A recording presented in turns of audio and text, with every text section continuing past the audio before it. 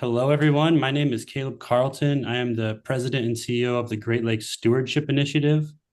Our organization is facilitating and helping to coordinate the Michigan Early Childhood Outdoors Hub and the Michigan Children in Nature Coalition, which you'll learn just a little bit more about here in a moment. But we also have Jan Sneddon, Lisa Marchini, and Patty Tolley here from the Great Lakes Stewardship Initiative team, and then a number of advisory group members from the Michigan Early Childhood Outdoors Hub that have been working over the last several months with us to help bring us to this day and this moment in launching this hub with all of you. So thank you so much for being here. We are going to go over the agenda and a little bit of the background of how this work came about and has developed over the last year or two. And then we're going to jump in with some fantastic guest presenters to talk through the landscape at the national level and the state level. So let's go to the next slide.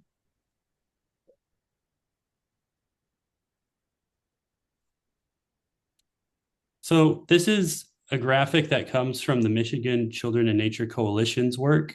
That is work that has been ongoing over the last couple of years with dozens of organizations across the state of Michigan. It is an effort that was started with support from the Children in Nature Network, and again, facilitated and coordinated by our organization, Great Lakes Stewardship Initiative, to bring together organizations, agencies, individuals, schools that are interested in advancing and increasing opportunities for youth to connect to the outdoors and to nature here in Michigan, through recreational means, through educational means, through community programs and partnerships. And our work over the last couple of years has really focused primarily on the formal education space and looking at priorities that we can dig into as a collective to advance opportunities for increasing. Is there an echo? I'm hearing myself a little bit. Okay, everybody's good. All right. Sorry. For increasing that youth access to nature. So these were the four pillars that we came up with for our priorities in the early work of the coalition, with our overarching priority being green schoolyards. And then how does support and new pathways in K-16, pre-K-16 education feed into that? How do we create equitable access to those green schoolyards and opportunities in and through those green schoolyards? And then how do we start out early? How do we make sure that the next generations are having those opportunities to be immersed in the outdoors and nature in all different types of settings and communities across our state from the earliest years? And so this work, the Michigan Early Childhood Outdoors Hub, has spurred out of these priorities and specifically our early childhood priority, and is modeled after similar hubs that are more established in other states across the US, such as Minnesota and Maine. And we've brought together an advisory group from across the state to help inform and build what this hub is initially going to look like, how it's structured, what we're offering. And this is really the first touch point of the hub. This is the launch of this community. It is both meant to be a hub in the sense that there's an online platform and a place for resources, but also a community, a place that we can connect, that we can learn from one another, exchange resources, and advance this work collectively across our state. So next slide. So this is what our agenda is going to look like for this afternoon.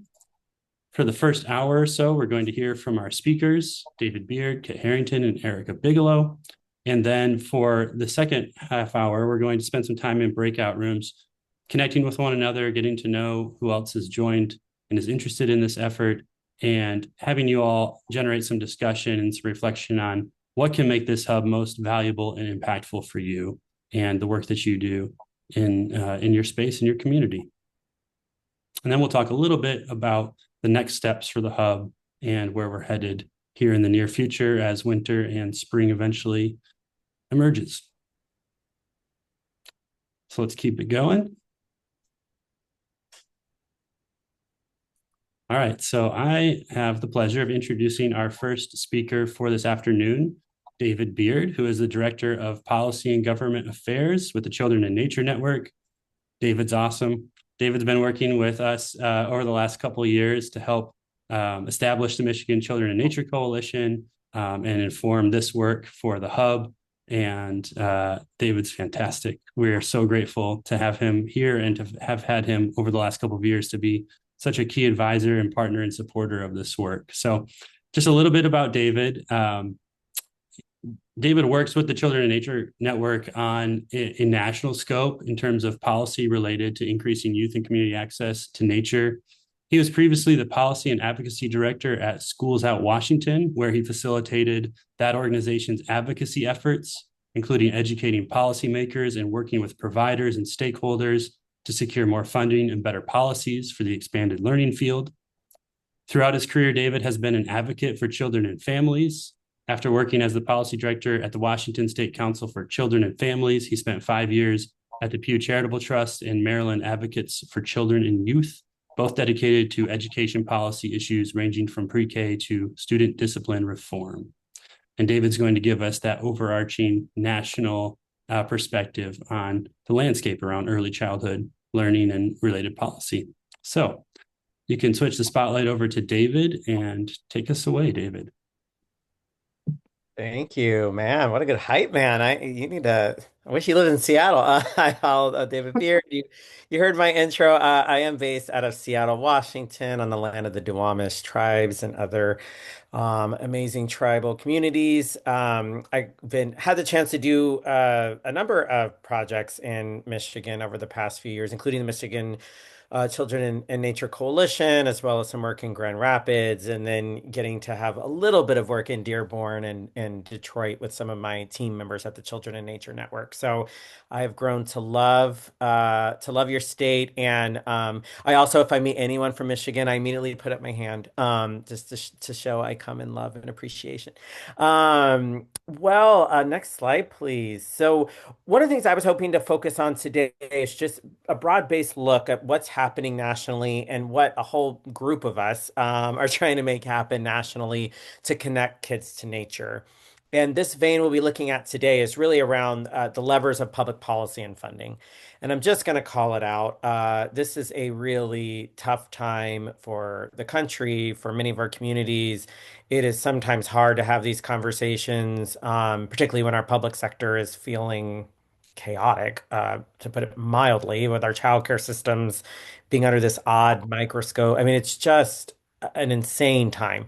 And yet our kids need us to focus and have those battles and to make sure that they have what they need so they can be great adults that hopefully lead us to a better future than we are in right now. And that includes having them have access to nature, whether they are in, the heart of Dearborn or Detroit or up in the Upper Peninsula. We want them to have nature from right from the start, even prenatally. So what does that look like? Next slide, please.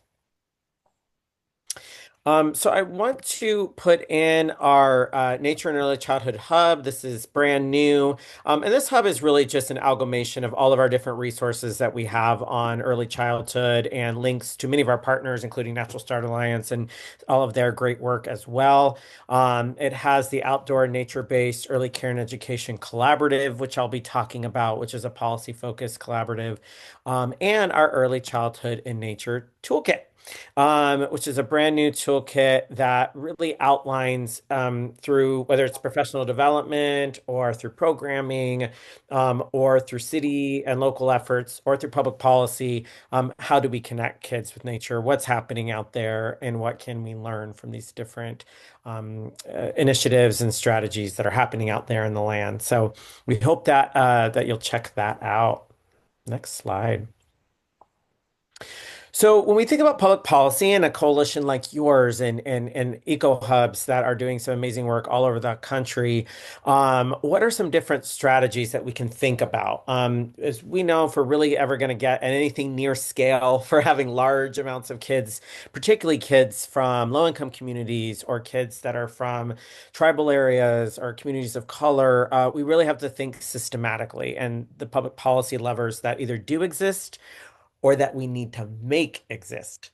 And while sometimes I know public policy, again, especially right now, feels like this really tough thing, some amazing things have happened for children in nature and public policy, and or could happen if given the TLC that they need, and the foresight and the working with communities to make some things happen in our city halls, in our state legislatures, and in Congress.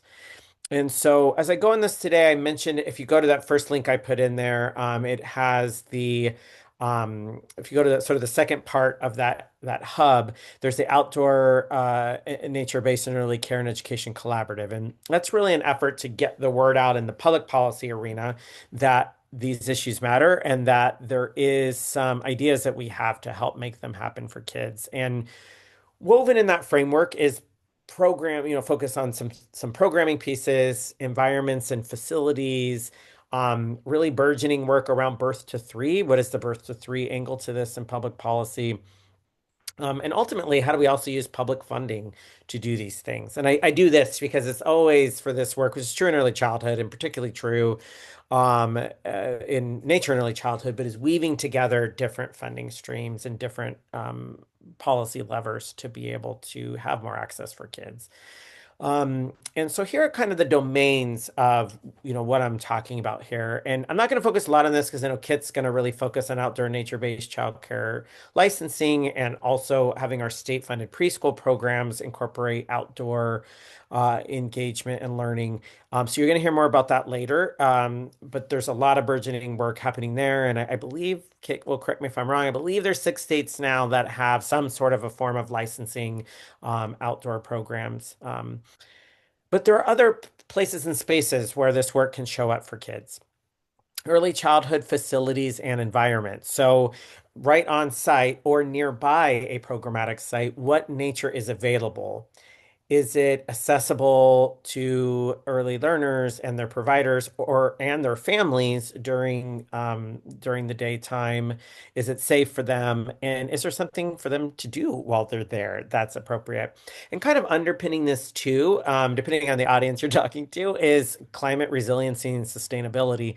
As we think about these park spaces or green spaces right on the programmatic sites, are we using sustainable materials? And how are those accessible to either city and park planners or to programs themselves, and affordable to be able to put into their programs? Are we using natural play elements? Like right there in Boise, you see tree stumps being a natural element.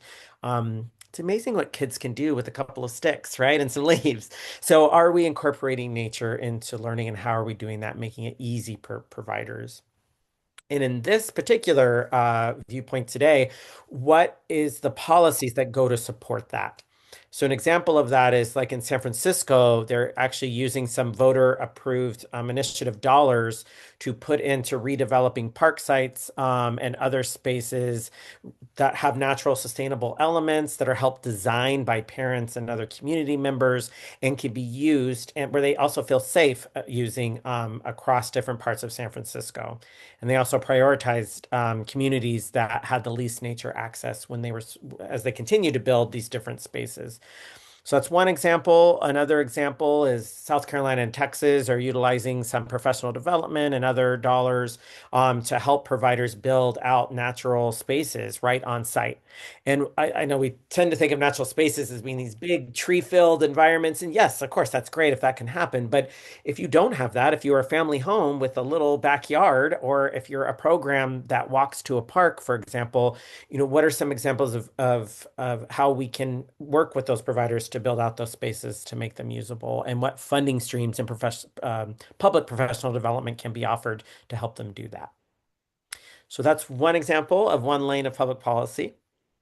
Another one, I was just mentioning it, publicly funded professional development. Our state professional development systems in particular, as well as others that offer professional development to providers. How is nature showing up there? How are nature related sessions and opportunities for folks to learn about why this matters and how to do it, and hopefully someday how to get public resources to do it as well. Having nature inclusive PD is really important, and making sure they get those required clock hours or whatever your childcare system updates to your workforce portfolio, whatever that looks like. How is nature being some of those that are allowed for them to get credit for that?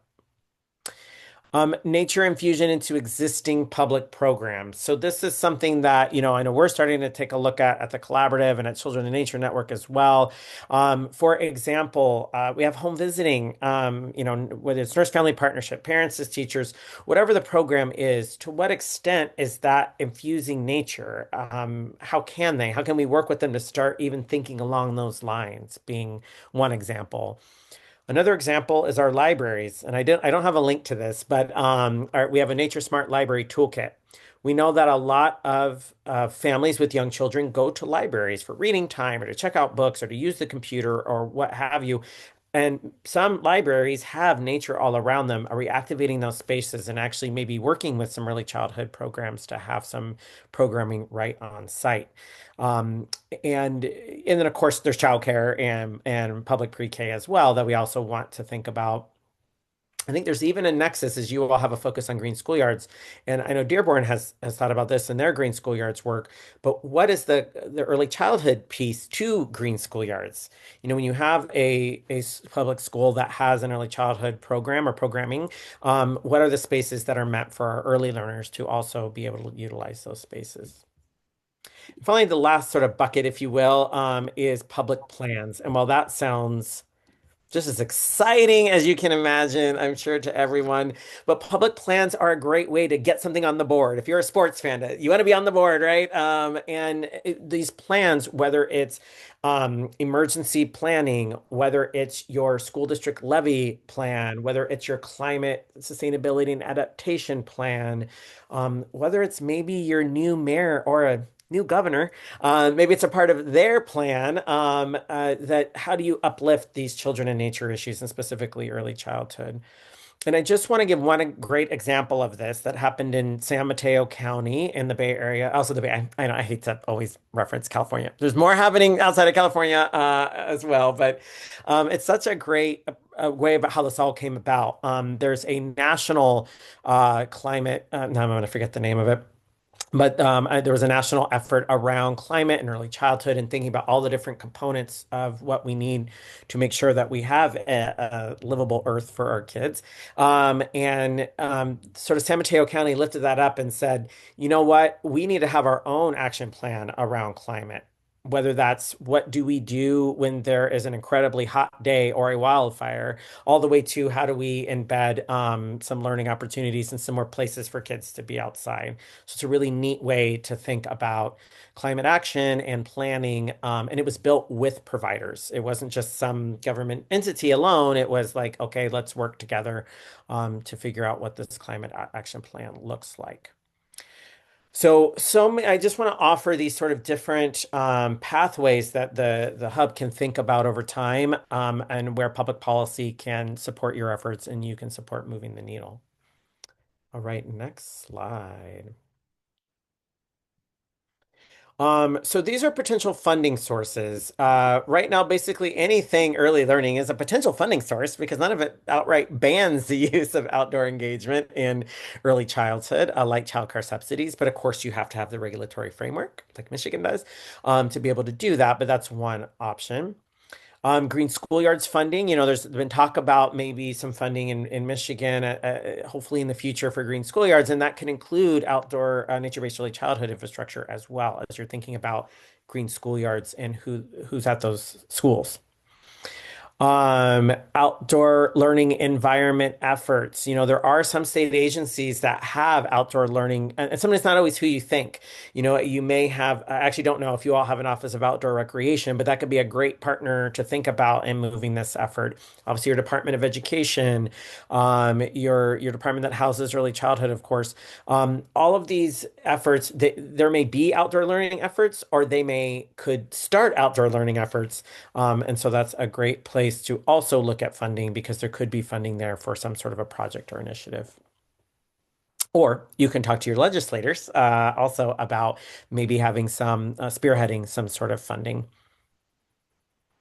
Public funding and community development financial institutions, CDFIs. I am not going to go too far down this rabbit hole because it is very intricate. But if you're familiar with CDFIs, really the whole goal was to provide some sort of infrastructure funding in low income and often rural, not always, but in often rural areas. And they have gotten more into the early childhood space and thinking about funding for early childhood infrastructure. And at least and three of them now are thinking about what's the nexus between nature and early childhood and housing.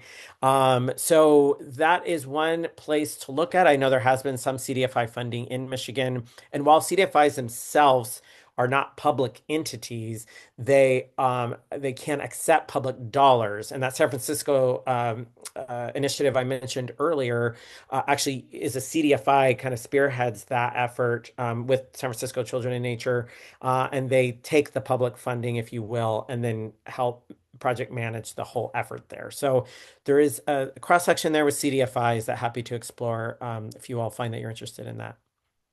And healthy foods and school gardens or early childhood farm to table efforts.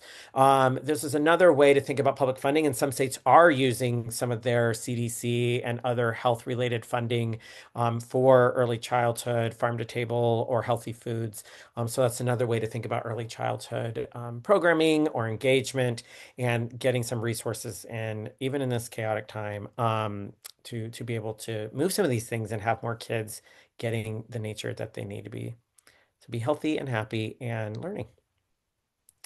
Next slide. So I will pass this along to Kit, but we do have some opportunities to engage. I'm guessing the slide deck will go out, and those will be some hyperlinks for you.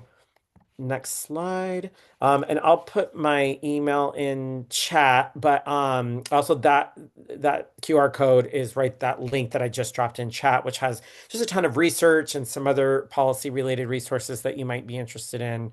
If at any time you want to talk about any of those strategies or the collaborative or anything else, quite frankly, I am more than happy to chat with your group collectively or you as individual organizations and support whatever we can.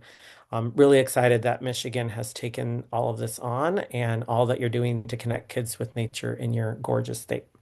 So thank you for having me.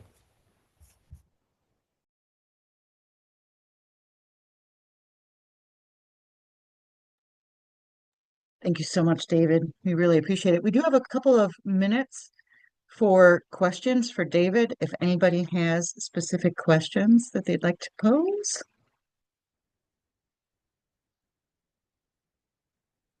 since we're right at the amount of people that it's kind of hard to see if anybody's got their hand up or what have you. But if you do have questions, I would suggest just go ahead and unmute and put it out there into the world.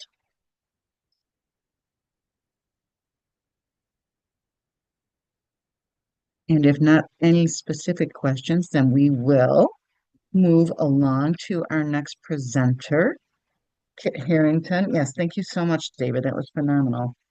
We appreciate it. All right, then we are going to proceed along to our next presenter, Kit Harrington. She is the co-founder of one of the country's first urban outdoor preschools called the Fiddleheads Forest School at the University of Washington. In 2015, Kit founded the Washington Nature Preschool Association to support the regional growth of nature-based early childhood education, and she successfully advocated for the passage of the first licensing regulations for outdoor preschools in North America. Today, she is continuing on with this work, supporting the field as the Director of Early Learning Policy for the Natural Start Alliance, which is an effort of the NAAEE. There, she is helping to improve equitable access to nature-based early learning experiences. She develops meaningful support for educators around the country. What a bio. Go ahead, Kit. Take it away. Oh, thank you so much. This is just a dream, and I love getting to speak with David. It's such an honor to be here. This is work that I feel immense gratitude to get to continue to be a part of, and continue to work in step with states like Michigan around the country. So this is like such a full circle moment for me. And as Lisa mentioned, I am the Director of Early Learning Policy at the Natural Start Alliance. And we can move to the next slide. We are a project of the North American Association for Environmental Education, uniting organizations and people around the country working towards a future that includes access to high quality education, integrating nature and the outdoors every single day. And we do that through our partnership and collaboration with wonderful folks like David, connecting and convening the field, producing resources and research, some of which I'll talk about today, and really working to represent what is happening across the field and identify trends. One of the ways that we do that is through our survey of nature preschools. And if we go to the next slide, I can talk a little bit more about that. So the last time that we did that survey was in 2021, and what we showed and what we've continued to see in the time since then is this extraordinary growth in the number of nature preschools, and growth in number, growth in the kinds of settings and the range of settings in which nature-based education is occurring. Truly just, it is extraordinary to think about. Just over a decade ago, there were less than 100 programs that identified as nature-based preschools, and today there are over 1,000. That number continues to grow all the time. So I use this slide to demonstrate two things. One, there's this extraordinary momentum. It is being carried forward by educators, by communities and families all across the country. But also, we're very early in certainly outdoor, nature-based, land-based education is an experience and is a way of supporting our children and helping them grow that's been in place since the dawn of human existence. But this field, this movement is so young, and to me, it represents the possibility, the imagination, and I think the hope that comes with working in this area. It's something we are all still defining and coming to understand together. And every state, every community has something so important to offer in that regard. Next slide. And one of the really important, perhaps most important things that we have identified within, despite this immense growth that we continue to see across the country, is that as the number of nature preschools has continued to rise, these really significant racial disparities in access to nature-based education have continued to persist. So there's more and more spaces, but they're still going to the same demographics of children, primarily to white children around the country. And what this reflects to us is really significant structural barriers that won't change without meaningful systems change to transform them. And licensing, if we go to the next slide, is a really important step in that process. By creating regulatory frameworks that that license programs, not just in relation to the building itself, but in relation to the land in which they occur, and supporting state agencies and taking more of a risk-responsive, contextually informed approach to making these decisions about children's health and safety in the context of early childhood programs. We can support the ability of every single program to access critical funding streams that help subsidize tuition for low-income families, and support the diffusion of nature-based learning and access to nature and the outdoors across the entire spectrum of early childhood education. Our survey reinforced all of the reasons that that's important. We know today around 42% of nature preschools currently operate for fewer hours or with fewer children than required for licensing, or otherwise exempt. I hear every day from providers across the country who are having to navigate really significant barriers, whether it's investing resources and funding in buildings that aren't used, or having to go to really significant uh, dedicating really significant time and resources into navigating licensing requirements that, in working in step with wonderful states like Michigan, we're starting to realize we can move outside of, and really move in step while continuing to center high quality experiences and safe experiences for all kids. So next slide. So in the wake of, we started out, this movement has continued to grow really rapidly. We first began licensing programs, as Lisa mentioned, in 2016. We've seen so much growth in the period of time since then. It really is remarkable, and I go back to this all the time. It is incredible, the investment from our state agency partners, and from our legislative partners, and from provider advocates all over the country working to carry this forward. Today, we now have somewhere around 5 states that have advanced licensing, but really there are a few states that are carrying it forward through other avenues, and so many states, I'll say, continue to look to Michigan, the lessons and the work and the care that has been invested in carrying this work forward here. And there's so much, I think, that is in front of us. So next slide. And you can see that, again, reflected in this extraordinary cross-country movement for change. It is amazing to me how quickly we're filling in this map together.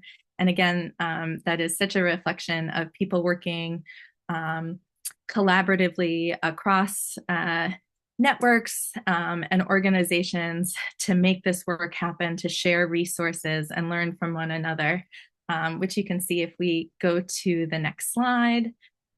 And so this, again, is another piece that is so defining of the national landscape, and that is one of the reasons that I am so very grateful to be in this space with so many caring, dedicated folks like all of you who are here today.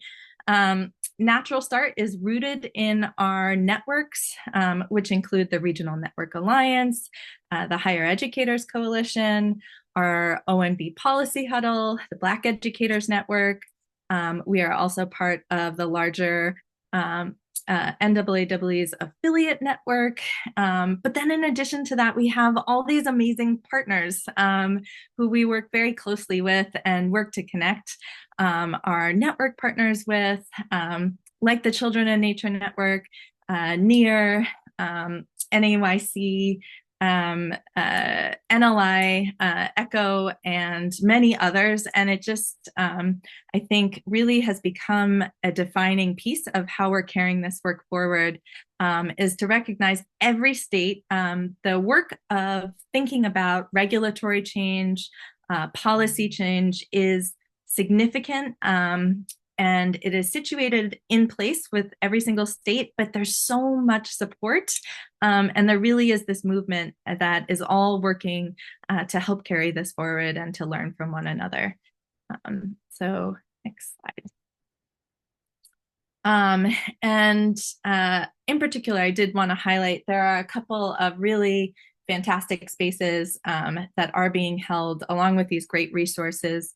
NEAR, in addition to the Regional Network Alliance, our partners at NEAR convene the ONBL National Working Group, in which Michigan has been represented, and that has been we're now entering into finishing up our second cohort there, which again is a collaborative effort to support our state agency partners in carrying forward publicly funded pre-K options.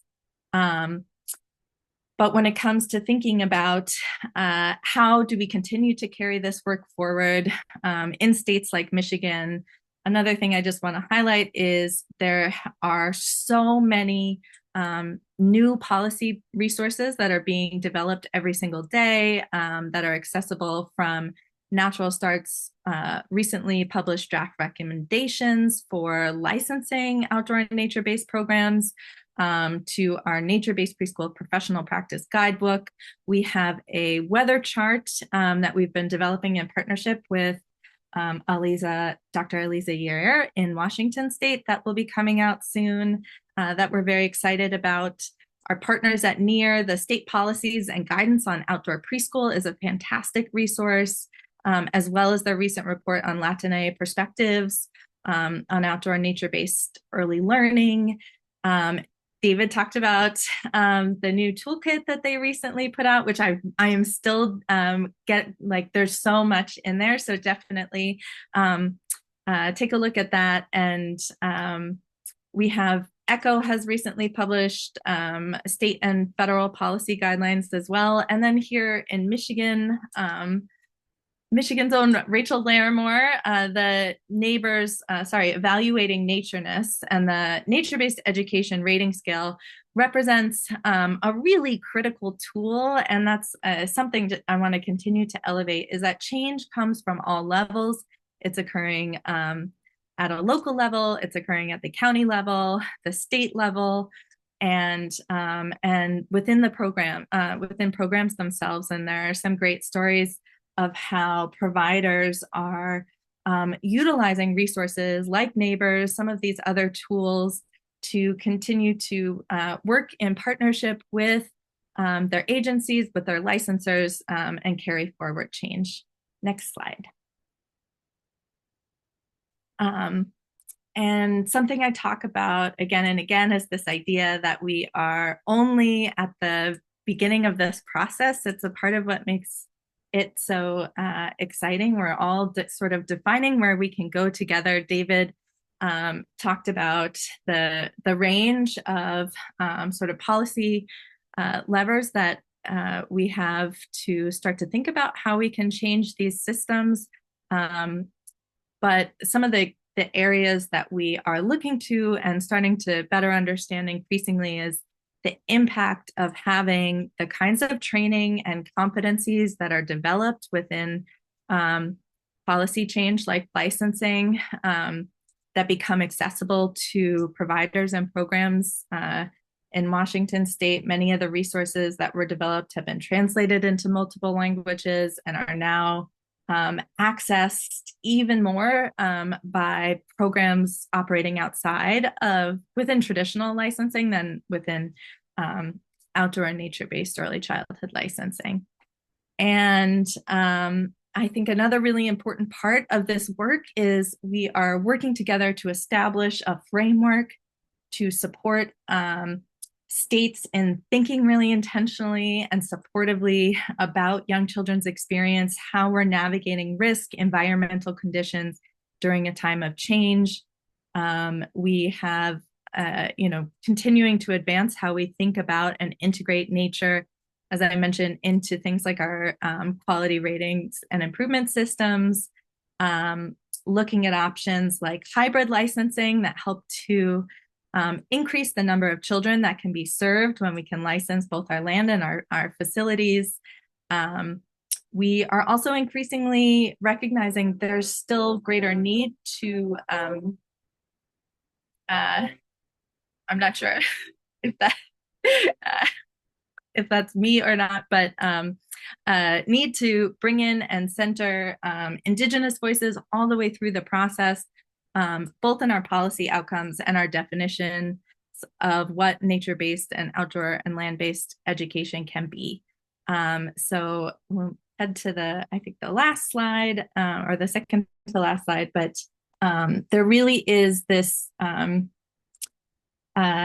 this sense, I think, across the movement as a whole of working together to really uncover what is possible. And this was from yesterday's actually policy huddle, which is one of the spaces that we convene monthly. And I use it to illustrate there are provider advocates who are teachers, who are program directors, in this space who are now thinking about and leading this work on a state level across so many different areas. And it's so beautiful and exciting to see. So if you go to the last slide, I'll just end on that note.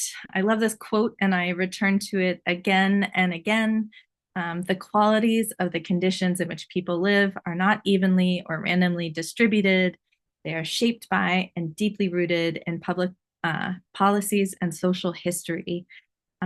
This change is happening because we are working together and supporting one another and carrying it forward. And it's going to take all of us to continue to do it under such complex and challenging and changing circumstances. But for those of you who work in the outdoors, I think that's such a reflection of this idea of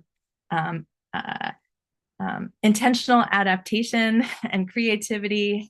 How do we recognize that the circumstances around us are always changing and evolving, but within that we can find opportunity and growth and possibility. So if you're interested in getting involved in the movement, I think there's no better way to do that than by working in partnership with MIECO. I have worked with many states around the country as they think about these next steps, but the care and the consideration and dedication that has been put into this step is just really such an inspiration to me and to so many others around the country. So I look forward to continuing to work in step with all of you. And again, you may be aware, we have our upcoming conference this summer in San Antonio.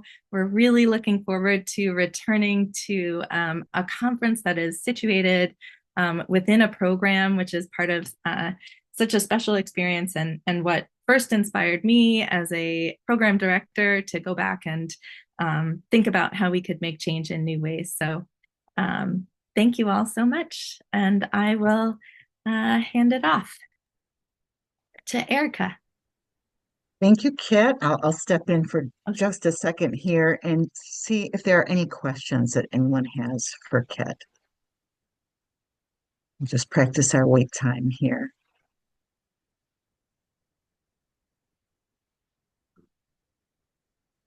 Anyone? Okay. Very good. Thank you so much for that wonderful presentation. It's great info.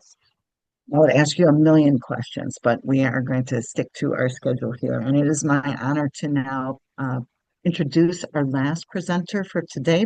And then after that, as Caleb mentioned, we'll be doing a little bit of conversation in smaller groups. Erica Bigelow is a division director with the Child Care Licensing Bureau within the Michigan Department of Lifelong Education, Advancement, and Potential, which you may know as MILey. She oversees field operations for the southern part of the state and is playing a critical role in the adoption and implementation of new licensing standards for outdoor and nature-based preschools in Michigan. Erica, thank you so much for being here. Take it away. Jan will advance your slides for you. All right, Lisa, thank you very much. Good afternoon, everyone. You can go ahead and advance that slide. Thank you. And you can go to the next one also. So I just wanted to take just a brief minute just to share some background about how we at MyLeap and Child Care Licensing Bureau added the outdoor nature-based rules into our rule set. So around 2021, 2022, we started hearing interest about outdoor nature-based programming from different providers around the state. Our rules at the time did not directly support the OMB programming type. So we knew that we needed to really look at the rules and see where we might be able to make changes. So we were getting ready to open our center rule set in 2023. So we started to gather feedback from providers, from our partners, and from our experts. And we heard more about that interest in having outdoor nature-based options for centers in our rule set. So in the process of reviewing and rewriting our rule set, we knew we needed to learn from our experts.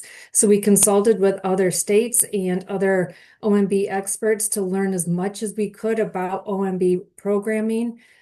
So that could help us envision how we could incorporate that into our rules. It was a brand new concept for us, and we knew we needed to learn as much as we could. So with much guidance, we brought rules specific to OMB programming into the 2025 rule set. The addition of the rules helps to provide the flexibility for centers to help them choose this program option and support the OMB initiative. With the OMB rules in our rule set, we also knew we needed to develop technical assistance and consultation to help guide providers who currently operate that program type, but also providers that might be new to the OMB programming type. We needed it for our partners and then also our own team members who were new to OMB rules. So we worked again with experts in the field to help create our technical assistance for the new OMB rules. And we also worked with OMB experts to provide an introductory training for our teams on what an OMB curriculum looks like. Because again, that's new to our team and they need to know what to at least look for when they're out in the field. So we reached to the experts. We continue to learn how the rules are working in Michigan and how they're supporting the OMB programming. Our consultants are working with providers to implement these new rules. They share questions and wonderings so we can continue to refine our technical assistance and to learn where we might continue to grow. And we are excited to have OMB specific rules in our rule set and look forward to learning more about them. So Lisa, I'm going to kick it right back. I just needed to share that quick information about our rule set. Awesome. Thank you, Erica. Are there questions that anybody here has for Erica? Jane, you can probably stop the share for a sec. I thought I would be able to see all of the faces, but that's not the way it's looking for me. There we go. That's more like it. Okay. Anybody with questions, Erica? I'm going to ask one. I know that, yeah, here's a question in the chat. Are the rules for Great Start Readiness programs and nature-based preschools coming along? Is the So question. there are, so I guess I'm not real sure what the GSRP, what question that is, because we don't have rules specific for GSRP programming. So is Michelle on? Okay, Michelle might also be able to help answer that question because I know, Michelle, you work right there with GSRP. So I'm just going to send that right on over to you to help with that answer. Everyone, this is like just right on my my shoulders. So John and Kelsey from ODC had developed a guide, and I'm in the process of trying to marry that with some other guidance for other types of specialized programs for GSRP, like Montessori and faith-based programs. And so it is in the process, but if anyone has questions about nature-based learning in GSRP, please feel free to reach out to me, and I would be thrilled to talk to you about how that works and about programs that have been successful doing that. And I'll drop what is the best way? I'll drop my email in the chat. Okay. Okay. We have another question in the chat that says, we were told by our licensing consultant that if we serve children under 2.5 years, we could not be licensed as outdoor or nature-based. Is there any plan to add toddlers and or infants to outdoor nature-based license programs? So right now our rules, it is in the definition right now that an outdoor nature-based center has to serve preschool and school-aged children, and what that can be. And we're going to have more guidance in technical assistance and policy in regard to if the center provides mixed age groups, what that looks like. But to your question, Lisa, directly, that is a great question, and that is one of those that's out there on the list of future discussion and future areas to look at. So it's one of those things where we're, like I said, we're continuing to learn more and really explore the outdoor nature base. So that's on the list for um, more just learning and exploration. Great question, though. You know, there's a going first or going early and being new in the process means that a lot of questions that are coming forth may or may not be questions you can answer, but I want to honor them anyway. And we will understand if you say it's in process or we don't know or we're still very early. I'll Oh, just see. Go ahead. real quick to that also, Lisa. So I do Mhm. appreciate all the questions because we take notes of those for again, for us to continue thinking about it and Yeah, seeing where else we might go. So no, I might not be able to answer the question, but I certainly take it down. So yeah. thank you for the question. Yeah, we're good to hear it. So I'll acknowledge there's a comment in the chat says it would be great to gather a list of programs that are figuring out the GSRP and nature-based programming so that we can learn from each other and figure out how to make the curriculum frameworks work in the woods. So that's wonderful. And some offers to connect coming up and some comments that it'll be a great topic for the hub. I mean, that is why we are here, right? Because we're trying to pour together and work together to learn. Let's see, just trying to monitor the chat. Is there anything else in here? Oh, has there been consideration for allowing the neighbors scale as a program quality assessment for nature-based programs for GSQ/GSRP purposes, as opposed to the class, which I presume is the other scale? Any thoughts about that? Hi, Katie. Fun that you asked this question. I'll chime in just a little bit here. Whenever the advisory group has met or different conversations that we've had, that is like a North Star goal that we want to get at, but there's been no active movement in figuring that out. So many of us have keep bringing that up, saying we'd love for that to happen and keep that as a target for us to figure out. But whereas some of the GSRP integration and the licensing, there's active work on there that remains kind of on the back burner that we want to be able to figure out, but have no active work on currently. Thanks, John, for stepping forward to answer that. All righty. Anything else before we move forward and do some chatting? All right, wonderful. Jan, could you take us back to our slideshow?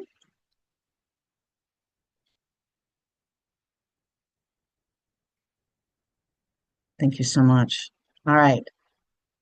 We are getting ready to transition into breakout rooms soon, but before we do, I have just a little bit more baseline information about our effort here to share with you, to position you for that conversation. Next slide, please. Okay, so why? And it's probably evident at this point. Thank you all for posing questions that prove the point of the value of the hub. But the MIECO hub is, above all else, this is an effort to bring people together around common goals related to outdoor and nature-based learning for young children, which for us at the GLSI allows us also to bridge into those early elementary contexts too, because so many of the questions and challenges are shared across there. So we aim to help meet the needs of practitioners and leaders and to raise the visibility of this work and to just create the space needed for joint action to advance the field. And there's a variety of different ways that can happen. And so many people who are doing great work. We're trying to pull it all together. Next slide. So none of this would be happening without the leadership of our awesome statewide advisory group. So many of them are here tonight, and many of these folks are pictured in our shot from our last meeting, although not all. So just thank you for your support and for your leadership to date and the leadership that is yet to come. Next slide, please. Okay, so earlier today, we sent all of the folks who had registered, and there's many more than are here tonight. So we're hoping for lots of folks to be in the hub. We did send out an email to all registrants that reminded you of how to get into this meeting, but also included a link through which you can join our online platform, the whole community is called the Play Space, and the MIECO Hub is a sub-community within it dedicated specifically to the early childhood environment. When you click through there, create your profile, and join the MIECO Hub online, you will be automatically part of the Play Space, and you will be able to network with people who are also there. You will be able to post information like you do on other social media platforms. And of course, this is the launch event. We do hope to continue growing this community, and the more people who are in here who are actively using it, the better served we will all be. As you can see in this screenshot of the space, there are different sections of the space. There's this welcome page is what we're looking at, but there's a news feed, there's a list of the members, there is a set of core resources, which is just a skeleton list right now that will grow. There is an event calendar, and there's a page that pulls it all together for you. That is where we will also post the recording of this webinar. All right, let's move to the next slide. So we are going to go into some breakout rooms now. We are trying to mastermind this so that advisory group members get scattered into different rooms to help facilitate that discussion. And here are some suggested topics for discussion, particularly for those of you who are joining us for the first time tonight. What would make an online community feel genuinely valuable to you rather than just one more thing to keep up with? What would keep you coming back? We would love to hear from you on that. So this first question is my personal favorite of the three, but there are a couple of other questions here for you as well about, like, if you were stuck in a moment professionally and wished you had someone to talk to about outdoor education, what type of situation might that have been? What would have been helpful? And then if you could connect with peers in early childhood outdoor education, and you may be an educator, or you may be an admin, or you may be a supporter, what would you most want to share, learn, or collaborate on? And of course, as is the rule in breakout rooms, you also should use some time to get to know one another and chat. But please provide us with a little bit of feedback. We're going to have you there for 15 minutes.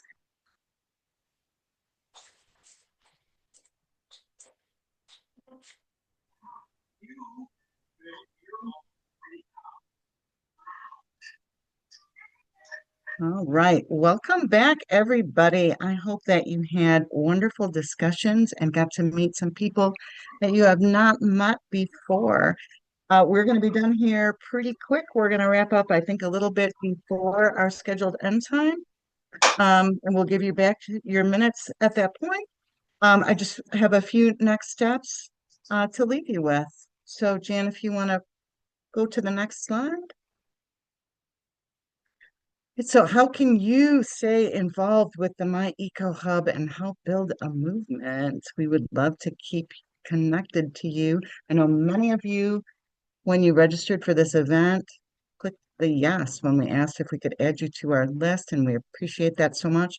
If you have not joined to our platform, our online platform yet, please do join. I'm going to send that link out to you one more time. If you don't already have a presence on the Play Space, you'll be prompted to create a profile, and then you will be automatically joined to our broadest group and to the Hub online. I've changed the settings on that group so that anyone who is currently a member can refer and invite other people to become a member. We'll give that a go and see if that works effectively for us. I'm sure there's a tool within there for you to join. And when you are in there, you have the opportunity to share information about upcoming professional learning opportunities that you know about. We're happy to market and promote all such events that are germane to people in early childhood education and outdoor and nature-based through this hub. Use the resources, post questions on the feed, respond to the questions of others. I mean, this community can be a self-help community for all folks who are running into problems of practice, as we all do. Please help spread the word about the hub and encourage people to participate. Share stories about the work that you are doing, the positive stories, the evidence of progress, to benefit others who are newer to this, who are seeking to learn and do as outdoor and nature-based early childhood educators. I mean, I will say that although the GLSI is somewhat new to the early childhood space, we have been working K-12 for since 2007. And one of the things that I have learned about place-based education is that people really need to see examples of what does it look like in practice when they're on the fence and wondering if this is something for them. So all of your stories and examples and models are so helpful to others who are trying to understand what this looks like and whether it is for them. And then, where appropriate, your organization may wish to join in funding proposals as a partner. We are at the very beginning of this hub, and we do hope to generate funding to hire a dedicated coordinator for this work so more can be done. Yes, and as Brooke has noted in the chat, you can download this our platform for use on your phone. The app is called Mighty. The offerer is Mighty Networks. And I do recommend that you join from your computer if you can, because then you'll already be in your groups. And when you download, it'll be a little bit simpler. If you need any technical assistance, please feel free to reach out to us as you work with the app. Jan, I think we have one more slide. Yeah. So we will be we will be distributing all of the slides that were here today in PDF format to all the registrants, and these links will be live in that. And so if you lose the link, you lose the chat, you lose anything, it'll all be coming to you. And that is the last of the formal slides. And I would like to stop the share maybe, Jan, and just see if if there are questions that anybody has that we can respond to. I'm happy to hang till our scheduled end time and even beyond. If there are conversations anyone would like to have, before folks start drifting out, I would like to just once again thank our phenomenal presenters for providing us with some context for this work here in Michigan. We appreciate you so much. Also, my thanks to our advisory group members who turned out today and to all of you who gave us some of your time.